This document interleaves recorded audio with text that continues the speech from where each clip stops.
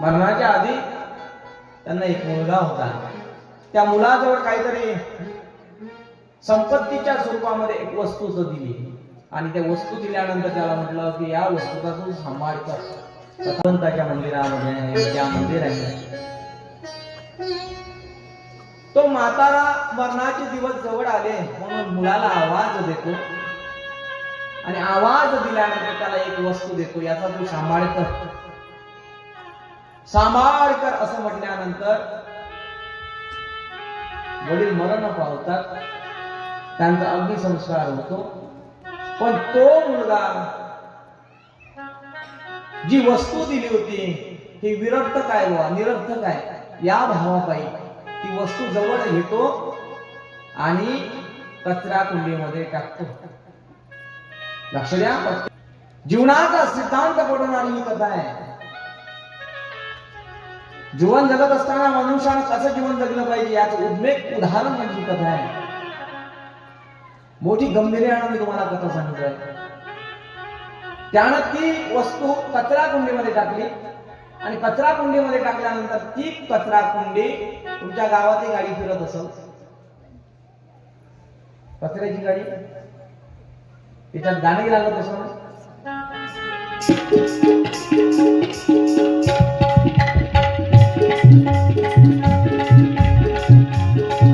एकदा आमच्या संचाकडे टाळ्या होत्या. गाडीवाला आया गाडी येत असेल तशीच गाडी त्या गावामधून फिरली. त्यानं ती कचरा कुंडी जी होती त्यामधला जो कचरा होता त्याने त्या गाडीमध्ये टाकला. तो कचरा कुंड्यावर गेला. कुंड्यावर तिथे एक भिकारी होता. त्या भिकाऱ्यानं ती वस्तू उचलली, झाडाच्या खाली जाऊन बसला आणि ती वस्तू छोटीसा विणा होता. विणा समजते, त्याला तुटलेले तार होते, त्यानं तो जोडायचा प्रयत्न केला. बघा, तार त्यानं जोडला, ती विणा त्यानं उचलावी आणि त्यातले तार त्यानं जोडावेत. जोडल्यानंतर त्या विण्यामधून विविध प्रकारचं संगीत ऐकायला लागलं. तो संगीत वाजवायला लागला. सांगायचा मुद्दा एवढाच, ज्याप्रमाणे तुटलेल्या तारेला जोडून तो त्यातून संगीत काढू शकतो, मनाचा उद्देश माझा एवढा, हे आपलं जीवनही एक काय आहे, विण्यासारखं आहे. काही लोकांचे तार यामध्ये तुटलेली आहेत, साधने म्हणून ते जोडले जातात आणि काही जणांचे तार कच्च्या तसेच राहतात.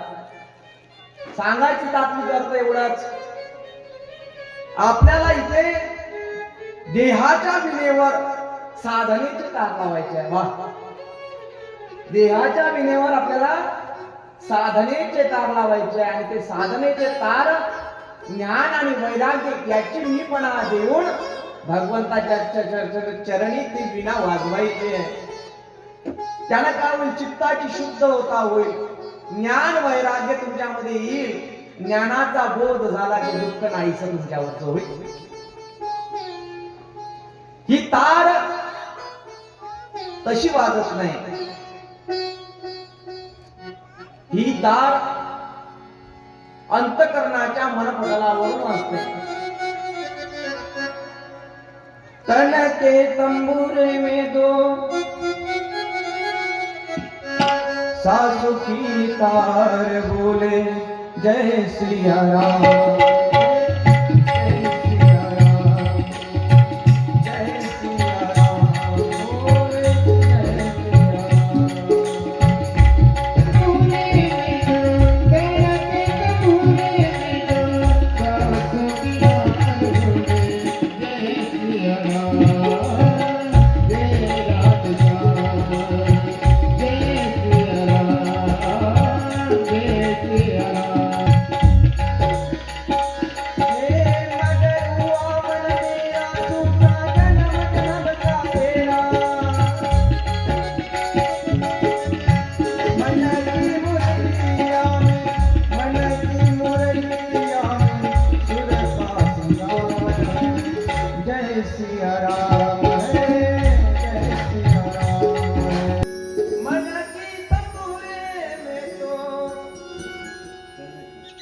तन के तंबुरे दो सांसों की तार बोलो, जय सिया राम है, जय राम श्याम.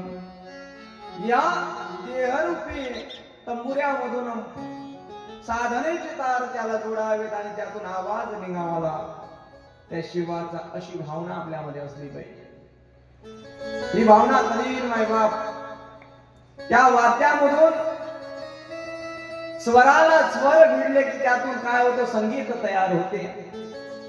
प्रत्येकाला राग येत नसेल, कोणाला भैरवी येत नसेल, कोणाला वाचस्पती येत नसेल,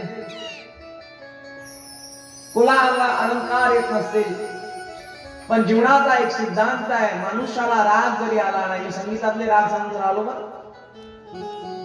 तुमचा राग जीवनामध्ये देहामध्ये जीवन जगत असताना त्या ईश्वराविषयी अनुराग असला पाहिजे, अनुराग असला पाहिजे. जीवनामध्ये अनुराग जर असेल तर भगवंत आपल्या पायाजवळ राहील. काही काही जणांनी टाळ्या वाजवल्या आणि काही काही तर ते डोक्याच्या वर गेला नाही का. आता अनुराग म्हणजे काय, भगवंतावर असलेली श्रद्धा, भक्तावरची भगवंतावर जडलेली नयन कक्षा, भगवंतावरचं प्रेम, यालाच तर म्हणतात. जीवनामध्ये मनुष्य दोन प्रकारे जीवन जगतो. लक्ष द्या माझ्याकडे. एक झणकार वृत्तीने, एक टणकार वृत्तीने. मोठी शब्द रचना आहे ठाकूर महाराज. मनुष्य दोन प्रकारे जीवन जगत असतो. एक झणकार वृत्तीने, एक टणकार वृत्तीने. स्वर, ताल, लय, तबला, कीबोर्ड, पॅडचा संगम झाला की त्याच्यातून स्वर निघतात आणि ते स्वर हवे हवेसे आपल्याला वाटतात.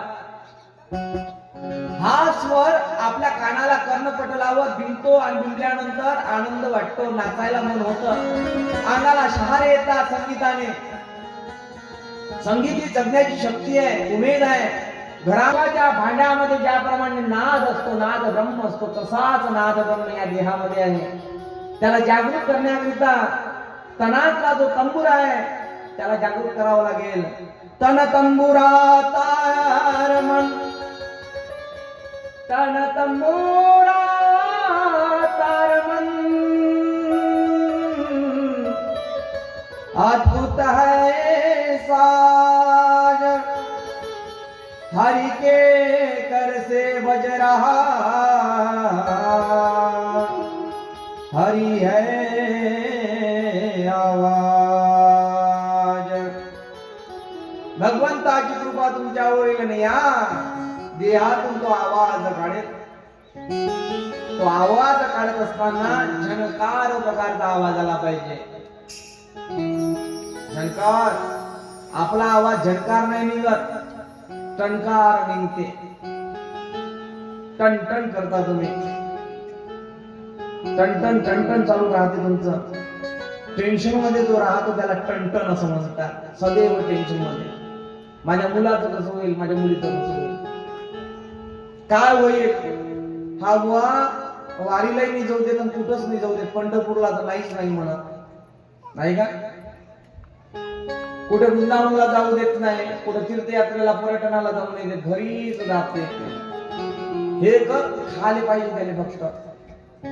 सकाळी उकरपिंडी काढा लागते, लगेच त्याला वावरात लागते, डब्बा करून द्यायला लागते. झोपत नाही तर अधिक खूप जा उठते.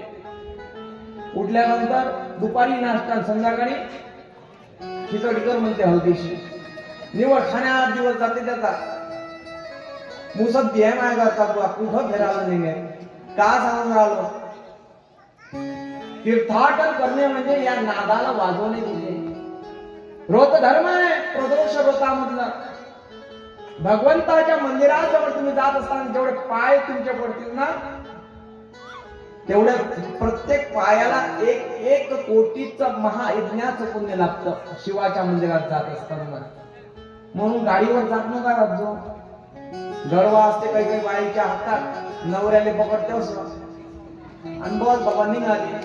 आता तो गडवा दिसला हातात की विचारतो दुसरा कुठं चालली बा हे सांगायची तात्विक अर्थ भाव माझा एवढाच नाही बा. या तनाला त्या भगवंताच्या चरणी लीन करा. झणकार बनवा, खणखण आवाज आला पाहिजे. टणकार बोलू नका. या आवाजातून कोणाचं मन हुकल असं वागू नका. आयुष्याची किंमत केव्हा कळेल तुम्हाला? ज्याचं जीवन संपलं त्याला विचारा. ज्याच्या घरी बापाची किंमत कुणाला समजेल? आई लग्नाच्या काळी सोयी संबंधाच्या वेळेस माप मरण पावला. आता मुलीचं लग्न कसं होईल? त्या आईला किंमत वाटते बापाची. ते असते असं झालं नसते म्हणते. घरपोच सोयरी आली असते म्हणते. हो की नाही? भावाची किंमत भावाला कशी समजेल?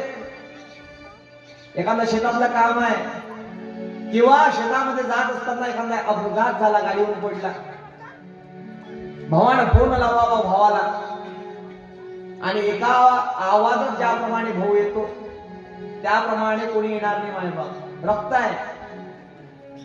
मुलाची किंमत आईला केव्हा कळेल किंवा आईची किंमत मुलाला केव्हा कळेल? आई जन्मली, आईनं जन्माला मुलाला घातलं, मुलगा मरण पावला,